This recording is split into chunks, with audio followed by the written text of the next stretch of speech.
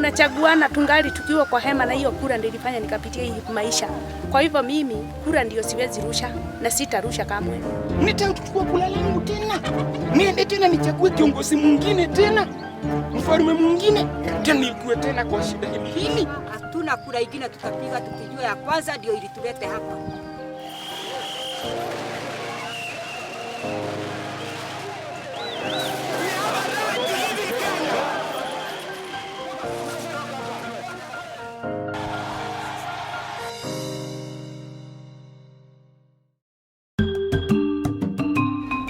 Civic education is that knowledge or that attempt to enable the public or the citizens in general to know their rights, to be aware of their issues, and to be able to articulate. There's an assumption in civic education that some people know while the majority do not know, and therefore they need to be heard. The need for civic education is that for people to participate and not just come, sit and listen, but actually be able to make decisions or react to information, they must be able to understand the information that they are given. They must be able to understand at what stage they come in terms of public participation. If you look at even the budget cycle, they must understand that cycle to know at this stage my input is required, at this stage I must give feedback, at this stage I must ask questions. And that's where civic education comes in. Some of the things we are talking about here will bring change outside here. Are you understanding the concept? Yes.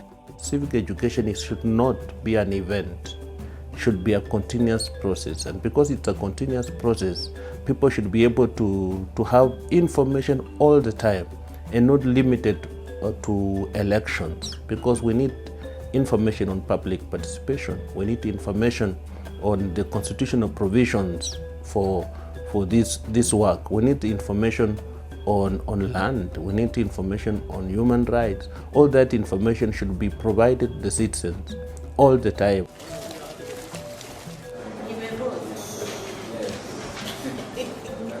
Basically, we need to educate people to know what is it that it takes for you to register as a voter, so that then they have the right to participate to participate by first registering and then eventually turning out to vote.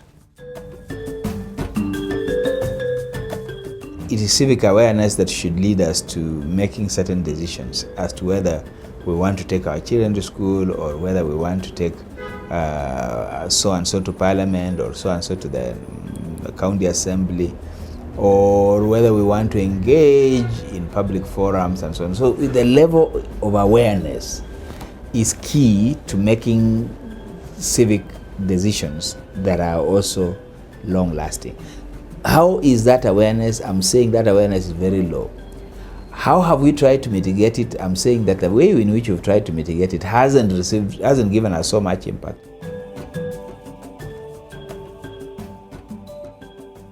We, through Interreligious Council of Kenya, we are doing a tool for vetting leaders, a tool for vetting the kind of leaders that the communities would like to see elected in the coming election. So the part of the mandate is to work with IEBC to find out what are the quality issues according to the constitutions that we need to factor as we think about leadership and leadership development in the coming election. And a research by Jesuit Akmani Center on what are the issues in these elections. But the research would then go to the communities and ask them what are the issues in these coming general elections, how would people respond to it, what should be done differently from the previous elections. Some of our partners include at the local level Trace Kenya in Mombasa, Solidarity with Women in District Soliwadi in Mombasa, and then we have Kikoske Kenya Support Center. In Laikipia County we have St. Martin Catholic Social Apostolate, and then in Bungoma we have Development Services for Community Empowerment, DSS. And in Migori we have Rapado, which is Rural AIDS Prevention and development organization. And then we have CHICWOI or CNDI. Those are our partners on the ground. If you don't understand the context in which the policy makers are working, it becomes very difficult for you to engage with them. I was trained in civic education and major on citizen participation, and it was important because there were issues which were affecting the community members, but they were not being tackled. So after getting that training, we were able to organize the open forums in the communities. We mobilized people and talked to them about the need on citizen participation and which forums can they use to view or air out their ideas. We train the community about their rights. Whenever someone or any person approaches them, they know the due process of their rights. We are just creating awareness on peace building and conflict solution. Kuna good governance trainings, tunafanyanga hivyo at grassroots level. Most of us here train groups, we engage with groups, we engage with community members, and we engage with structures at the community level. As an institution, we realize that some of these powerful people are taking advantage of our ignorance, of the people's ignorance, and you know, to violate their rights. And we've said that we will not just relax and watch them do that. We have the Constitution, but it's important that the members of the public, the general public, get to understand what powers they have in the Constitution to be able to confront them. What are human rights, for instance? Basic knowledge. How are they supposed to defend their rights, and how are they even supposed to demand for them? Indeed, what is the modus, what is the manner in which civic education is being conducted? Through seminars, workshops? How many people can reasonably come to workshops? And therefore, how many workshops can you hold to make the assertion that now so many people have been reached, and that now with those people who have been reached, multiplier effect is here, and that there's knowledge. So the transfer of knowledge is a crucial thing. Now, anybody who has been in business of learning will understand that social learning is a much complex activity. It depends on the person, the one who is facilitating. It depends even on the environment that the people operate in. For schools particularly, we have a program called the Amani Club, which is starting clubs within schools that enable students and teachers to promote the use of alternative dispute resolution in the conflicts within and without the school. Well, we did a training manual on national cohesion and integration in the year 2011, together with the then Ministry of Justice and National Cohesion.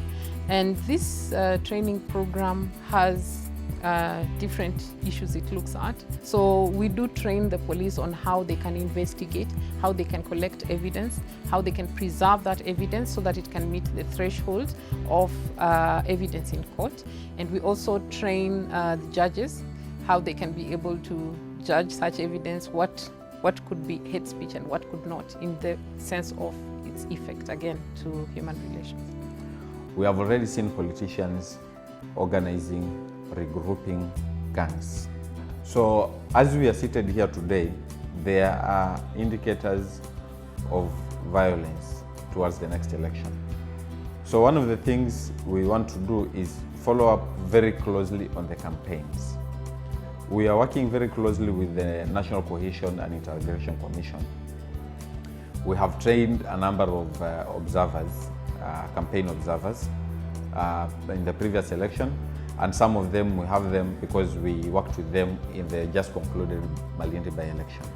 We develop curriculum that we then make available to our partners, members of civil society organizations, and these civil society organizations then provide the education to the members of the public. How we facilitate our members to be able to deliver effective civic education is in several ways. Ensuring that we have a quality, so a one-set quality, especially for CRECO members, which is where we come in developing IEC material for the consortium or for civil society at large to use in, which is why we participate in processes that result in curriculum or in civic education materials. The problem with civic education taught through syllabus, through curriculum, through manuals is what I call bottling up of knowledge. You see, when you bottle up knowledge, this can only reach so many people who can afford to buy the bottle. What you need is to allow the knowledge and information to move with the airwaves, to move with all sorts of media. It is one way of saying, now, this is what it is. What can we do as small? And we've seen over the years, after proper civic education for the past 5 years, we've seen a huge difference. Towards the end of 2012, there was a huge demonstration in Voi town. Irate residents in Voi were on Tuesday intent on sending this message. This demonstration was organized by Muhuri, other grassroots civil society organizations, and the Matatu circles within Taita Taveta County and the local communities to demand that the government repairs the road from Voi to Undai.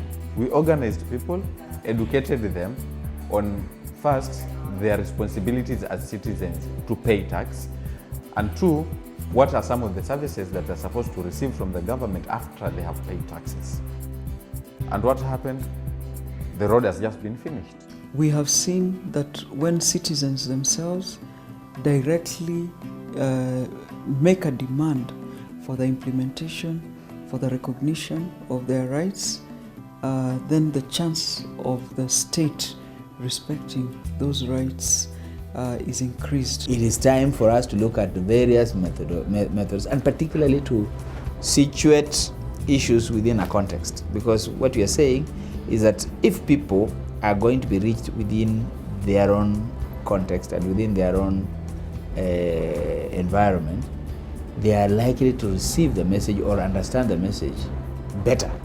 That if you are going to bring a projector and a PowerPoint presentation and all they are seeing is this light and these figures and even literacy is a problem, then you're not going far. Take, for example, this being an even year, 2016, and we're about to get to August and get to Bungoma, for example, and Trans Nzoia, and watch circumcision ceremonies and begin to listen to their songs. Their songs are commentaries on societal issues. I want to say this, and this is very critical for this to come out, that civic education and voter education are two different things. Voter education is mechanical. There will be 20 candidates of this, the colors of this will be that. You can make a choice from this color or this color or that color. It's descriptive, it is prescriptive. It demonstrates to you what you should do in the given circumstance. Voter education.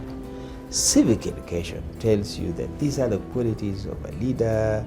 They should be able to do this, and if they are in these circumstances, they should be able to do this. They should have public morality. They should not have stolen anything. They should not have been taken to court. So you're putting up qualities, and you're telling people how to elect, to determine and elect quality leaders. I think I want to mention here that IBC, the mandate of IBC is to conduct voter education for the citizens of this country in order to enable them be sensitized, educated, and mobilized to participate effectively in the electoral process.